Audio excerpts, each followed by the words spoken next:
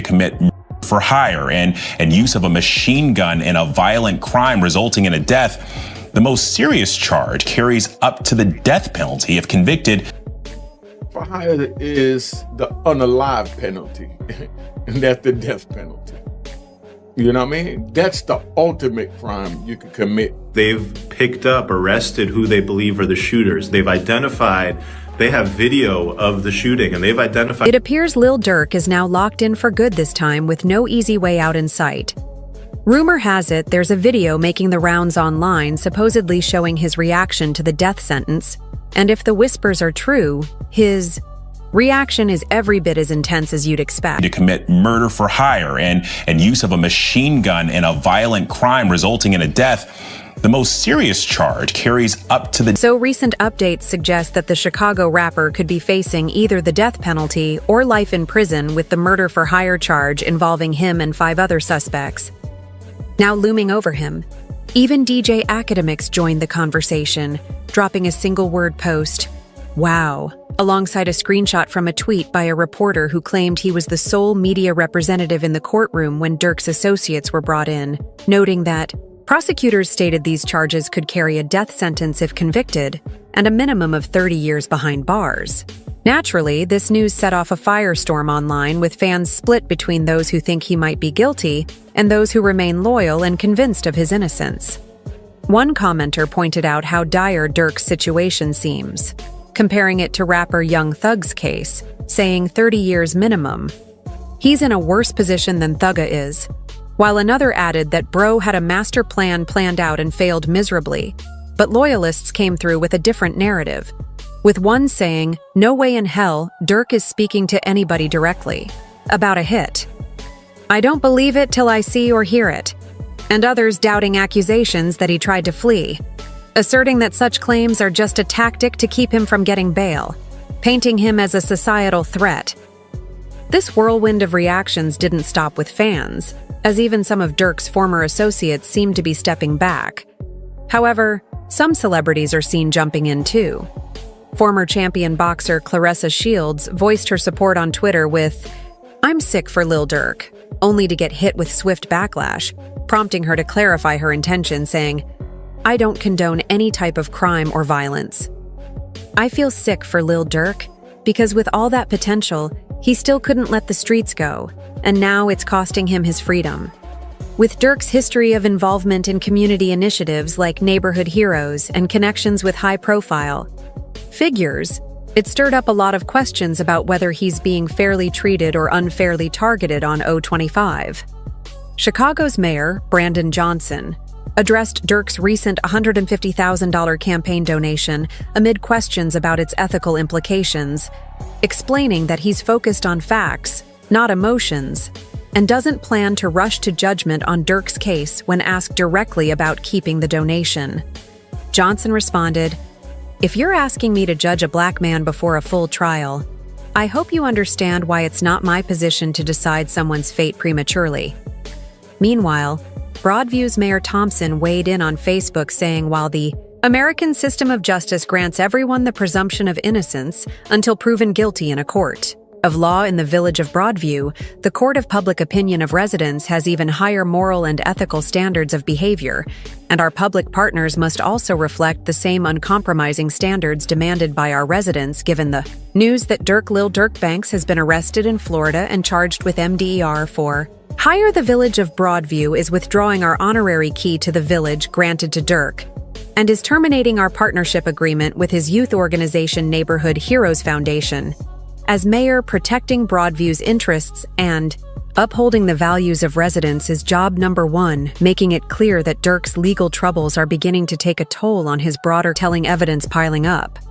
Supposedly, flights and rental cars for this group were booked on an OTF-linked credit card, and whispers are going around that an unnamed OTF member promised big music opportunities to anyone willing to go after Quandu Rondo, which is pretty wild if true.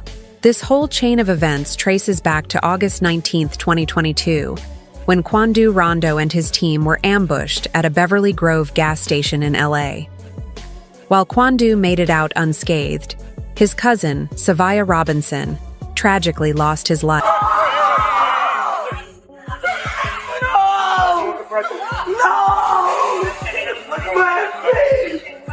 saying this hit was direct payback for the 2020 King of King Lil Durk's close friend, who was shot by a member of QU's crew during a brawl outside an Atlanta club, and to make things more complicated, charges against V's alleged shooter.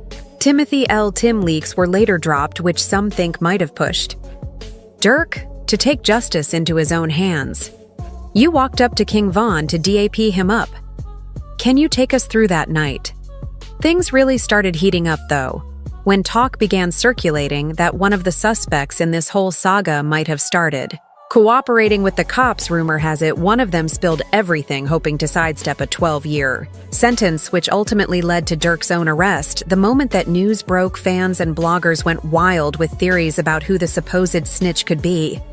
First up, fans were quick to bring up rapper King Y's name, especially given his history of comments about Durk to the police, though Yell has been super clear that he's known to the suspects.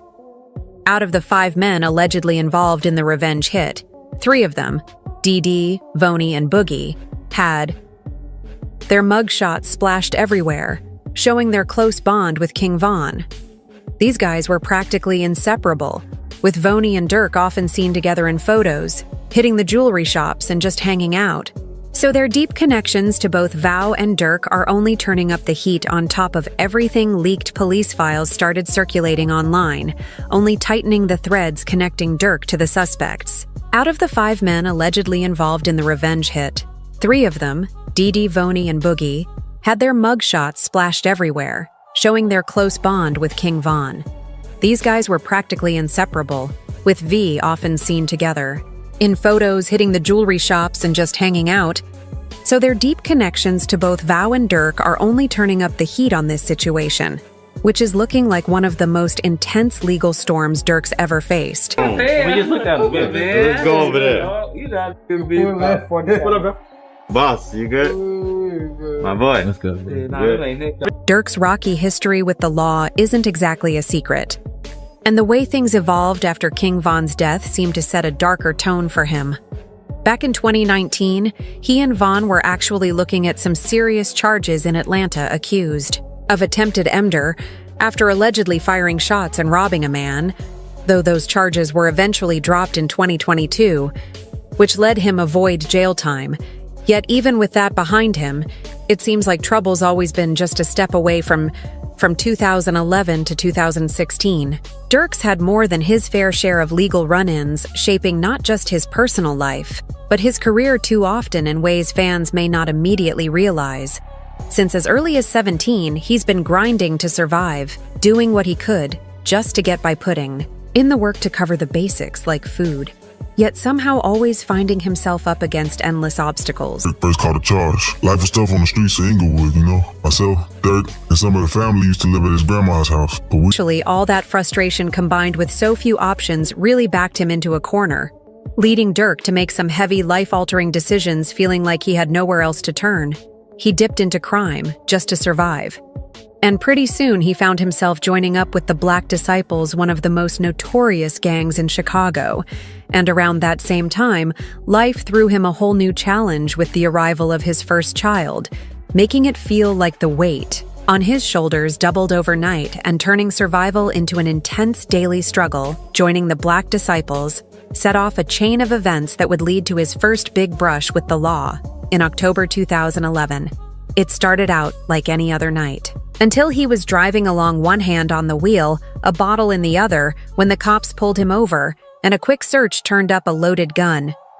In the car leading to his arrest, he got out on bond, but not long after, trouble found him again in 2012, putting him back in jail for 3 months, which gave him a lot of time to think and start questioning the path he was on.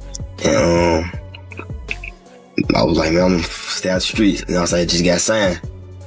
But being in Chicago, man, I don't know. When he got out, Durk seemed ready for a fresh start and turned to rap, pouring all his energy into it and using platforms like MySpace and YouTube to get his music out there and build a fan base. And it wasn't long before things started to click. His early singles like Sneak Dissing and I'm a Hit of began making waves, catching the eye of big names like Chief Keef and French Montana. And soon his career started to pick up momentum as his music moved beyond Chicago and started started to reach a wider audience by 2013. He was on fire, releasing 4 mixtapes that year alone. And the buzz around him was big enough that his crew, Only the Family, landed a deal with DeJam Recordings, marking the start of something huge rolling. Stone even listed his 2013 mixtape as one of the year's best, making it feel like he was finally getting on the right track.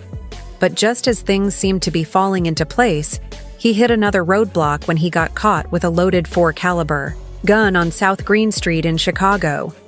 Luckily, he managed to post a hefty $1,000 bond, and his lawyer went Allen, submitting 9 affidavits from witnesses to back his innocence, with one witness even stepping forward to claim the gun, helping him dodge yet another major legal hurdle and allowing him to keep pushing forward on the path he'd begun to carve in the music industry.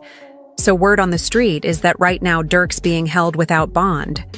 And while there's still a lot we don't know about the details of this case, everyone's on edge, waiting to see how it all unfolds. Fans are keeping their fingers crossed, speculating and hoping for updates as this story plays out, because with so many twists already, it feels like this might just be the beginning of something even bigger.